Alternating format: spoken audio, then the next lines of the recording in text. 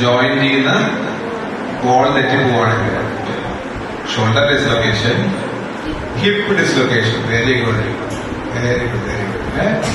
അപ്പൊ ഇവിടെ എല്ലാം ജോയിന്റ് ഡിസ്ലൊക്കേറ്റഡ് ആവാം. ഓക്കെ, അപ്പൊ നമുക്കൊരു ഫ്രാക്ചർ ഉണ്ടായി കഴിഞ്ഞാൽ നമുക്ക് എങ്ങനെ അറിയാം ഇത് ചിലപ്പോൾ ഒടിച്ചിട്ടുണ്ടാവും? നമ്മൾ ഫസ്റ്റ് എയ്ഡ് ഫസ്റ്റ് കാണുന്നത്.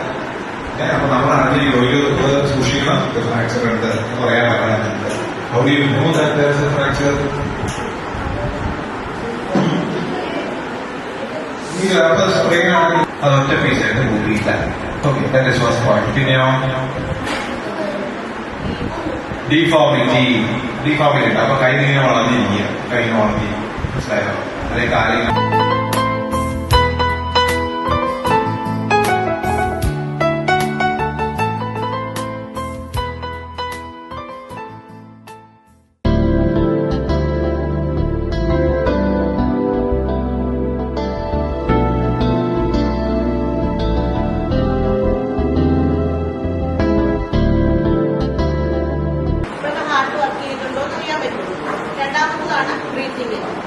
പൾസും ബ്രീത്തും ഇല്ല. നിങ്ങളുടെ മുമ്പിൽ ഏതെങ്കിലും ഒരു വ്യക്തി താഴെ വീണു, ഏതെങ്കിലും സ്ഥലത്ത് ഇപ്പൊ പുറത്തായിരിക്കാം, റോഡിലായിരിക്കണം, ഇങ്ങനെ കൊടുത്തു കഴിക്കുന്ന പ്രഷർ വരില്ല.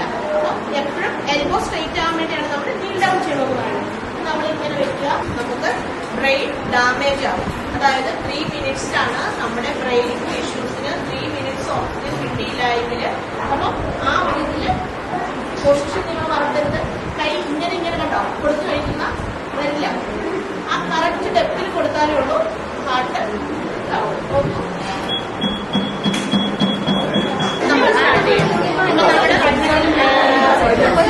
സെക്കൻഡിൽ 30 മൊത്തം പ്രയോഗിക്കണം.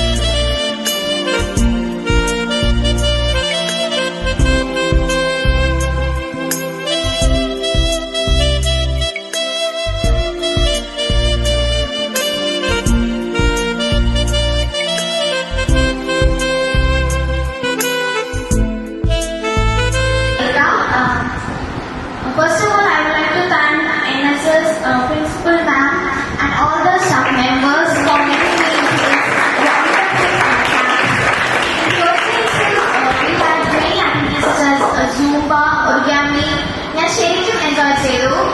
ഭയങ്കര ഇൻട്രസ്റ്റിംഗ് ആൻഡ് ഫൺ ആയിരുന്നു. My favorite